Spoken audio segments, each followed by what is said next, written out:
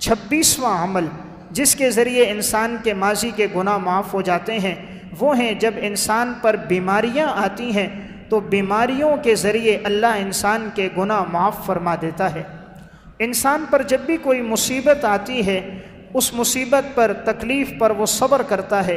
کوئی بیماری آتی ہے تو اس کی زبان پہ گلے شکوے نہیں آتے، تو اللہ اس بیماری کی وجہ سے اس کے ماضی کے گناہوں کو معاف فرما دیتا ہے۔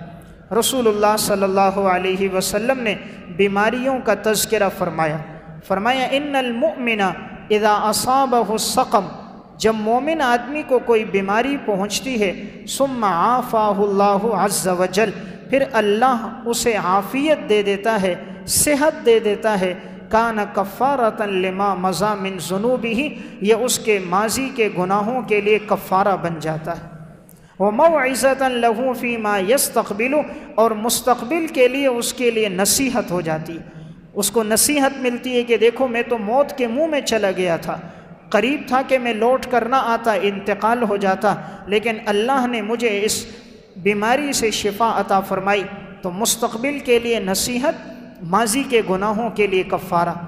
اور منافق کی حالت کیا ہے؟ وَإِنَّ الْمُنَافِقَ إِذَا مَرِضَ، منافق جب بیمار ہوتا ہے، ثُمَّ أُعْفِيَ، اور اس کو عافیت مل جاتی ہے، كَانَ كَالْبَعِيرِ، منافق کی مثال اونٹ کی طرح ہے، عَقَلَهُ أَهْلُهُ، اس کے اہل نے اس کو باندھا، ثُمَّ أَرْسَلُوهُ، پھر اس کو چھوڑ دیا، فَلَمْ يَدْرِ، اونٹ کو نہیں معلوم، لِمَا عَقَلُوهُ، اسے کیوں باندھا گیا، وَلِمَا أَرْسَلُوهُ، اور اسے کیوں چھوڑ دیا گیا۔ یعنی آپ صلی اللہ علیہ وسلم نے فرمایا مومن انسان جب بیمار ہوتا ہے اس کے ماضی کے گناہ معاف ہو جاتے ہیں، وہ مستقبل کے لیے مزید تیاری کرتا ہے، اپنی بیماری سے نصیحت حاصل کرتا ہے۔ اللہ چاہتا تو یہ بیماری مجھ پہ مستقل رکھ دیتا، لیکن یا اللہ تیرا کرم، تو نے بخار کو ختم کر دیا، نزلہ، زکام، پیٹ درد، یہ بیماریاں تو نے مجھ سے ہٹا دی، تو انسان اللہ کا شکر ادا کرتا ہے۔ اور منافق کی مثال یوں ہے، آپ نے فرمایا جس طرح کہ اونٹ کو باندھ لیا جائے، پھر اونٹ کو کھول دو، اسے نہیں معلوم کیوں باندھا، نہیں معلوم کیوں چھوڑا گیا۔ یعنی منافق اپنی بیماریوں سے عبرت نہیں لیتا، مومن لیتا ہے۔ اگر یہ بیماریاں نہ ہوتی، موت نہ ہوتی اور فقر نہ ہوتا، کوئی انسان اللہ کو یاد نہ کرتا۔ آج جو انسان اللہ کو یاد کرتا ہے عموماً یہ 3 وجہ ہوتی ہیں، یا موت کے ڈر سے کہ اسے معلوم ہے کہ میں نے قبر کے گھڑے میں ایک ایک بات کا جواب دینا ہے، یا بیماریوں کے ڈر سے کہ وہ دیکھتا ہے کہ لوگ لا علاج بیماریوں میں پڑے ہوئے ہیں تو اللہ کی طرف رجوع کرتا ہے کہ یا اللہ تیرا شکر ہے۔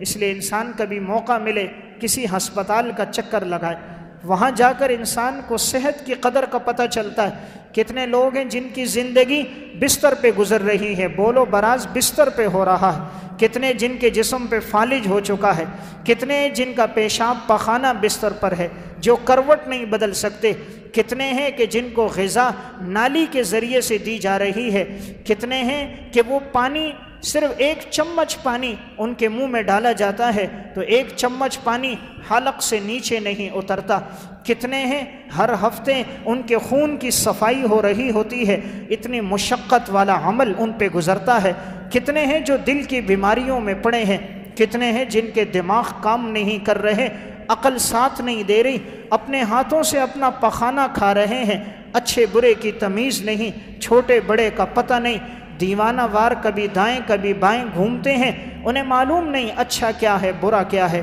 تو انسان جب بیماروں کو دیکھتا ہے صحت کی قدر معلوم ہوتی ہے۔ سب سے بڑی نعمت صحت کی نعمت ہے، تندرستی ہو، سوکھی روٹی ہو، صحت ہو، پیاس کے ساتھ کھائے تو گویا سب کچھ ہے، کروڑوں روپے کی مالیت ہو، تندرستی نہ ہو تو کچھ نہیں ہے۔ حجاج بن یوسف مکہ سے مدینہ کا سفر کر رہا تھا، راستے میں اس نے پڑاؤ ڈالا، کھانے کا وقت تھا، اس نے اپنے ایک دوست سے کہا جاؤ تلاش کرو، کسی دیہاتی کو بلاؤ ہمارے ساتھ کھانا کھا لے، اس دیہاتی کی باتوں سے لطف اندوز ہوں گے، اس سے معلومات لیں گے۔ وہ تلاش کرنے لگے، ایک دیہاتی بکریاں چرا رہا تھا، اسے بلایا کہ حجاج تمہیں بلا رہا ہے۔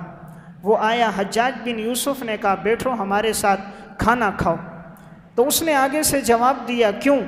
کہا یہ کھانا بڑا لذیذ ہے، ہمارے ساتھ بیٹھ جاؤ۔ اس نے آگے سے جواب دیا کہ میں روزے کی حالت میں ہوں۔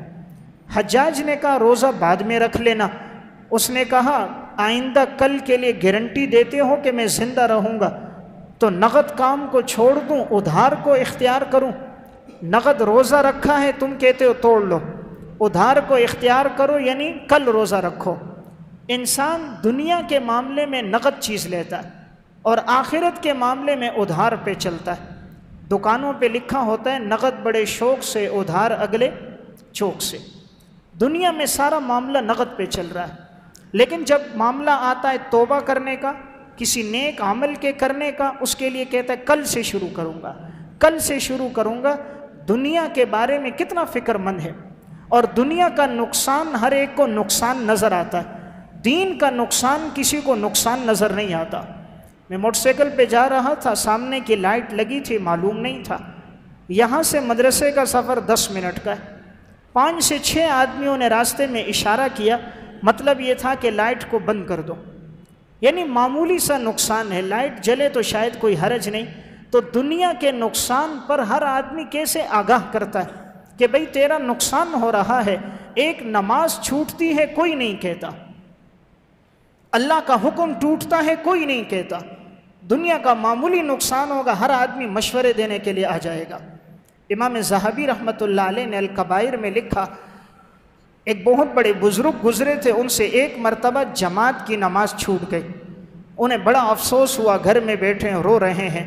ان کے ایک ساتھی ان کے پاس آئے، انہیں تسلی دی، وہ کہنے لگے کہ دیکھو آج مجھ سے پہلی مرتبہ جماعت کی نماز چھوٹی اور مجھے صرف تم نے تسلی دی ہے، اور اگر میرا 10,000 درہم کا نقصان ہو جاتا، سینکڑوں لوگ آتے میرے پاس، اور نماز چھوٹی کتنا بڑا نقصان ہوا، اور کوئی میرے پاس نہیں آیا سوائے تمہارے۔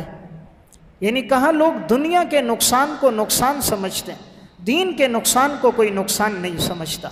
تو حجاج بن یوسف نے جب اس سے کہا کہ روزہ توڑ دو، اس نے کہا کل کا معاملہ ادھار ہے، آج کا روزہ نقد ہے۔ حجاج نے کہا یہ کھانا بڑا لذیذ ہے، اس میں ایسا ذائقہ ہے کہ شاید تم نے ایسا کھانا نہیں کھایا ہوگا۔ اس دیہاتی نے جواب دیا کوئی کھانا اس وقت تک لذیذ نہیں ہوتا جب تک صحت نہ ہو، صحت ہے تو ہر کھانا لذیذ ہے، صحت نہیں ہے بہترین کھانا کھلا دو۔ ایک آدمی کو بخار ہے، میٹھی چیز بھی کھلاؤ تو کڑوی محسوس ہوتی ہے، یعنی اس سارے کا تعلق تندرستی کے ساتھ ہے۔ صحت ہے تو سب کچھ ہے، صحت نہیں تو کچھ بھی نہیں۔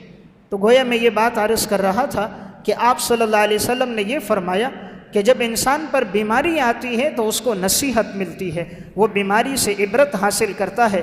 تو 3 چیزوں سے عبرت ہوتی ہے، موت سے، کہ جب انسان کوئی جنازہ اٹھتا دیکھتا ہے سوچتا ہے کل میرا بھی جنازہ اٹھے گا، میں نے آخرت کے لیے کیا تیاری کی ہے۔ نمبر 2 فقر سے، فقر آتا ہے تو انسان اللہ کی طرف متوجہ ہوتا ہے۔ اور نمبر 3 بیماریوں سے، بیماریوں میں انسان اللہ کو یاد کرتا ہے۔ تو گویا نیک اعمال میں سے ایک عمل جس سے گناہ جڑتے ہیں وہ ہے بیماریوں کے ذریعے سے انسان کے گناہ معاف ہوتے ہیں۔